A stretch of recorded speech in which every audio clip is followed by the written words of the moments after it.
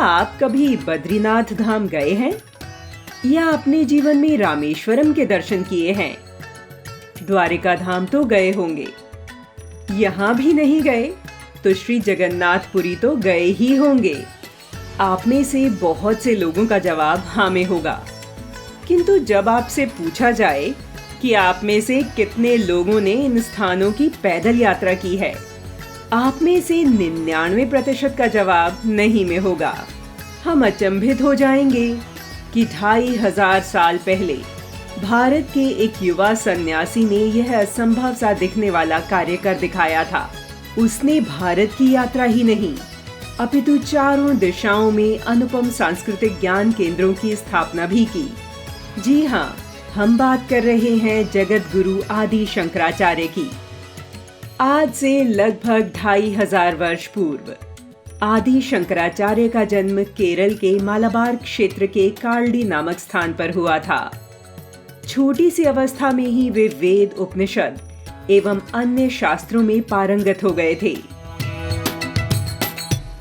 युवा सन्यासी शंकराचार्य ने अपना सब कुछ त्याग कर सनातन धर्म, संस्कृति और राष्ट्र हित पर अपना जीवन समर्पित करने वालों की एक सशक्त परंपरा खड़ी की।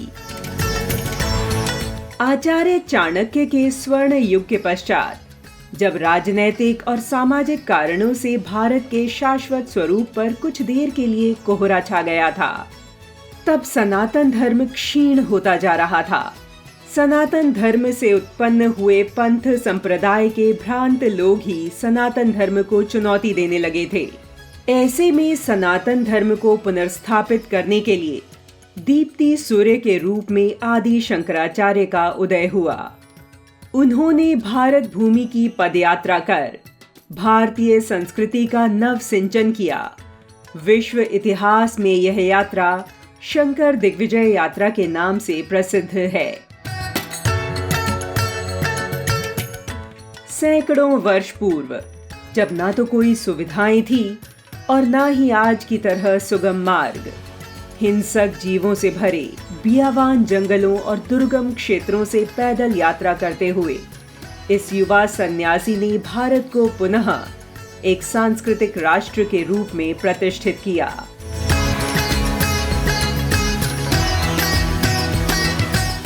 संपूर्ण समाज को एक सूत्र में पिरोने के लिए उन्होंने भारत की चारों दिशाओं में 4 मठों की स्थापना की। दक्षिण भारत के श्रृंगेरी में वेदांत ज्ञान मठ, पूर्वी भारत के श्री जगन्नाथपुरी में गोवर्धन मठ, पश्चिमी भारत के द्वारिका धाम में शारदा मठ और उत्तर भारत के बद्रिकाश्रम में स्थित ज्योतिर्पीठ सनातन धर्म के प्रमुख श्रद्धा केंद्र हैं। शंकराचार्य ने मात्र 16 वर्ष की आयु में 100 से भी ज्यादा ग्रंथों की रचना की थी। मात्र 32 वर्ष की अवस्था में केदारनाथ धाम में समाधि ले ली थी। प्रधानमंत्री श्री नरेंद्र मोदी ने नवंबर 2021 को श्री केदारनाथ धाम स्थित उनकी समाधि स्थल पर श्री आदि शंकराचार्य की भव्य प्रतिमा का अनावरण किया था। आदि शंकराचार्य के दार्शनिक सिद्धांत को अद्वैत दर्शन कहा जाता है। वेदों, उपनिषदों का निचोड़ होने के कारण इसे वेदांत भी कहा गया है। इस सिद्धांत के अनुसार सर्वम खलिवदम ब्रह्म नेह नानास्ति किंचन, जिसका अर्थ है जो कुछ चारों ओर अनुभव में आता है वह ब्रह्म अर्थात एक ही शक्ति का विस्तार है, इसके अतिरिक्त कुछ नहीं। महान वैज्ञानिक आइंस्टाइन ने भी अपनी थ्योरी में वैज्ञानिक रूप से यह स्वीकार किया है कि जड़ चेतन सब एक ही ऊर्जा का रूप है।